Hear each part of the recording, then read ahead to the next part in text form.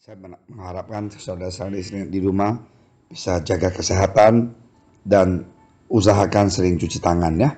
Dan jangan kemana-mana kalau bisa. Kalau nggak penting, udah work from home ya, and study from home ya. Oke, puji Tuhan. Kita mau sama-sama baca firman Tuhan di Efesus 2 ayat 8-9. Firman Tuhan berbunyi seperti ini. Sebab karena kasih karunia, kamu diselamatkan oleh iman. Itu bukan hasil usahamu, tetapi pembelian Allah. Itu bukan hasil pekerjaanmu. Jangan ada orang yang bermegahkan diri. Ya, puji Tuhan. Mari kita sama-sama berdoa. Terima kasih Tuhan Yesus atas firman Kau yang begitu luar biasa. Biarlah firman Kau bisa menguatkan iman kami, semuanya yang menyampaikan dan mendengarkan. Terima kasih ya Tuhan Yesus. Dalam nama Engkau Tuhan Yesus kami berdoa. Amin. Saudara sekalian, sering sekali banyak orang merasakan bahwa dia diselamatkan ataupun dia berhasil karena apa? Karena dia sendiri yang kerja, dia yang ulet, dia yang pintar, dan mereka lupa waktu mereka baru tamat kuliah, waktu mereka berdoa, Tuhan Yesus menjawab doa supaya mereka mendapat pekerjaan yang baik. Sesudah itu mereka pindah dan dapat pekerjaan yang lebih baik.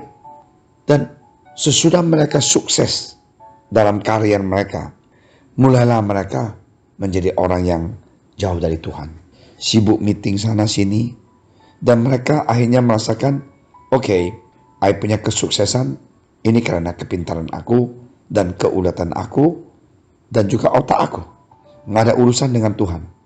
Inilah manusia, ya, kacang lupa kulit. Karena itu, Rasul Paulus mengingatkan gereja Efesus, sebab karena kasih karunia kamu diselamatkan oleh iman. Kita diselamatkan oleh iman. Tetapi pembelian Allah itu bukan hasil pekerjaanmu. Jangan ada orang yang memegah dirinya. Apapun yang kamu ada itu, semuanya itu adalah pembelian Allah. Keselamatan yang Tuhan berikan buat kita, kesuksesan yang Tuhan berikan buat kita, itu semuanya, saya suka mengatakan, adalah titipan Tuhan buat kita. Apa sih yang kita bisa bawa? Coba katakan. Kita bisa membawa kepintaran kita? Sorry, nggak mungkin. Kita bisa membawa rumah kita? Sorry, impossible. Kita bisa membawa deposito kita waktu kita meninggal? Tidak mungkin. Di surga itu tidak ada BCA, tidak ada Bank Mandiri, tidak ada Citibank. Adanya Bank Yesus, yaitu apa yang kita lakukan di dunia ini, apa yang kita investasikan di dunia ini, itulah account kita yang akan dihitung oleh Tuhan. Karena itu, marilah kita ingat, jangan kita bermegah diri, mengatakan, I have what I have because of my hard work, because of my sacrifice. Saya apa yang saya ada itu karena saya kerja keras dan korban saya, sombongnya setengah mati. Jangan. Ingat, kalau bukan Tuhan yang berikan buat kita, tidak mungkin kita miliki. Ya, ada satu cerita, John Newton, ketika ia berada di kapal dalam pelayanannya ke Inggris, mengalami bencana yang dahsyat. Kapalnya dihantam badai yang mengamuk, tampaknya sulit untuk bisa selamat dari bencana ini. John sangat ketakutan, malaikat maut seakan-akan mau menjemputnya. Apalagi John berbisnis perdagangan budak. Dia juga seorang penjudi dan pemabuk. Di dalam keadaan yang kritis ini, dia ingat waktu kecil ibunya bawa dia ke sekolah minggu. Dia masih ingat bagaimana cara berdoa. Berdoalah dia kepada Tuhan Yesus, memohon agar dia boleh selamat dari badai yang dahsyat itu. Dan Tuhan Yesus mendengarkan doanya, dan kapal itu pun akhirnya selamat. Apa yang terjadi saudara sekalian? John bertobat, dan di dalam peristiwa itu ia luar biasa. Walaupun sejak kecil dia sudah diajarin pengajaran Kristianity, dan dia menulis sebuah lagu yang menjadi berkat bagi banyak orang, yaitu Amazing Grace. Sungguh besar anugerahmu. Dalam lagu dia ini, dia mengatakan bahwa dulu dia terhilang, namun sekarang ditemukan. Dulu buta, sekarang melihat. Sungguh besar anugerah Tuhan yang menyelamatkan orang celaka seperti saya. Kalau dia menyadari hidup kita, bukan lagi hidup kita, tapi anugerah Tuhan.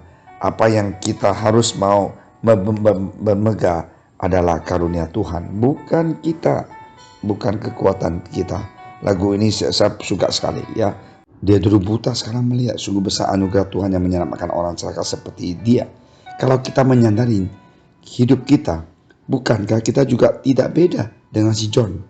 Kita dulu tenggelam dalam segala dosa, namun kita diselamatkan oleh anugerah Tuhan. Sekali lagi, anugerah Tuhan, bukan kita. Kita ini nggak ada apa-apanya, ya. Jadi ini semuanya adalah anugerah Tuhan yang begitu besar, yang menebus kita dengan apa? Kita dengan kematiannya di kayu salib. Paulus yang dulunya bernama Saulus adalah seorang yang merupakan penganiayaan pengikut Kristus, mengalami pertobatan setelah perjumpaannya dengan Tuhan Yesus, dan baginya itu adalah anugerah Tuhan yang mengubah hidupnya. Dia diampuni, Tuhan mengasihi dia dan memanggilnya menjadi hambanya. Jangan kita berpikir bahwa dengan perbuatan baik kita bisa diselamatkan dan hidup kekal. Sama sekali tidak. Paulus menegaskan bahwa semuanya itu karena anugerah. Keselamatan itu anugerah. Jika kita dapat menjalankan kehidupan sampai detik ini, itu semuanya karena anugerah Tuhan Yesus. Kita patut untuk belajar mengucap syukur senantiasa atas segala sesuatu yang kita alami dalam hidup ini. Jangan kita sombong. Saya paling gak suka orang itu sombong dan bermegah. Betapa besarnya dia, betapa kayanya dia, betapa suksesnya dia. Buat apa? Marilah kita belajar mengucap syukur atas anugerah keselamatan sehingga kita tidak akan mengalami kematian kekal. Itu yang paling takut, itu kematian yang kekal. Melainkan hidup kekal bersama dengan Yesus di sorga. Karena itu saudara sekalian, yang kita bisa bermegah di dunia ini hanya sementara. Ada teman ya, dulunya dia gak punya uang, sekarang dia ada uang. Sepertinya dia mau seluruh dunia tahu dia kaya. Dia mempunyai apartemen, dia mempunyai rumah di mana di sana. Berbeda dengan kita anak Tuhan. Tidak usah kita bermegah apa yang kita ada. Bermegahlah kasih sayang Tuhan Yesus yang begitu luar biasa mencintai kita. Mati di kayu salib buat kita. Marilah kita hidup buat Tuhan Yesus, memuliakan nama Dia, melayani Dia, cinta Dia. Ya, kemarin saya khotbah di Mandarin. Biarlah kita tahu isi hati Tuhan. Kita lakukan apa yang di dalam isi hati Tuhan yang mau, yang rindu. Kalau kita cinta Dia, lakukanlah isi hati Tuhan. Ya, yaitu apa? Pergilah dan menyampaikan Injil ke seluruh dunia. Bawa orang bertobat, ya, menjadi saksi hidup. Bawa orang tua kita kenal Yesus, bawa anak kita kenal Yesus, bawa teman-teman kita kenal Yesus. Lakukan untuk memuliakan nama Tuhan Yesus. Tuhan berkati. Mari kita sama-sama berdoa. Tuhan, terima kasih Tuhan atas firman Engkau yang begitu luar biasa. Dan kami sungguh sadar Tuhan, apapun yang kami miliki, semuanya adalah anugerah Engkau Tuhan. Tuhan, dulu kami buta, sekarang kami lihat Tuhan. Terima kasih Tuhan, Engkau membuka mata rohani kami. Berkatilah kami, dan Tuhan ampunin jugalah kami yang sering sekali dosa di hadapan Engkau.